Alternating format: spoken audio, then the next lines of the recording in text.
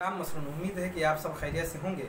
आइए समाअत करते हैं एतिकाफ़ के हवाले से। एतिकाफ़ के लफ्ज़ी माना है गोशा नशी होना, और शरीयत में यह है कि जमात वाली मस्जिद में अल्लाह ताला के लिए नियत के साथ ठहरना। एतिकाफ़ की 3 किस्में हैं: वाजिब, सुन्नत किफ़ाया मुअक्कदा और मुस्तहब। जो एतिकाफ़ सुन्नत मुअक्कदा किफ़ाया है वो रमज़ानुल मुबारक के पूरे अशरे आखिर में होता है।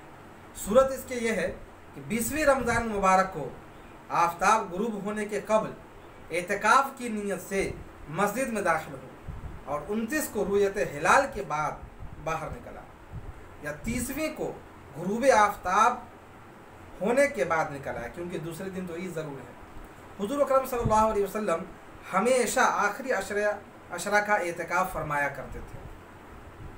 एतिकाफ़ ऐसी मस्जिद में होना चाहिए जिसमें 5 वक्त जमात से नमाज अदा की जाती है। एतिकाफ़ के लिए जामे मस्जिद ज़रूरी नहीं है, बल्कि ऐसी मस्जिद हो कि जिसमें पंजगाना नमाज जमात पढ़ी जाए। एतिकाफ़ में वती और बोसो किनारे से परहेज़ करना वाजिब है। औरतों का एतिकाफ़ मस्जिद में दुरुस्त नहीं, क्योंकि बल्कि अपने घर में ही उस जगह है जो उसने इबादत के लिए मुकर्रर कर ली। एतिकाफ़ थोड़ी देर का भी मुमकिन है, इसलिए अक्लमंद लोग जब भी मस्जिद में दाखिल होते हैं तो एतिकाफ़ की नियत भी कर लेते हैं और इस तरह आसानी से एतिकाफ़ का सवाब हासिल कर लेते हैं।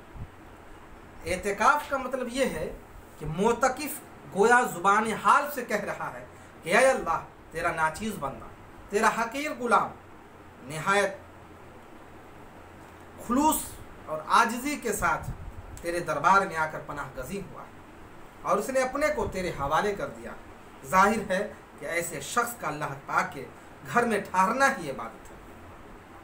एक मोतकिफ़ की फजीलत में यही क्या कम है कि सरकार दो आलम सल्लल्लाहु अलैहि वसल्लम ने फरमाया कि जिस शख्स ने रमज़ानुल मुबारक में 10 दिनों यानी आखिरी अशरा का एतिकाफ़ कर लिया तो ऐसा है कि जैसे उसने 2 हज और 2 उम्रे कर लिए। सुभान अल्लाह।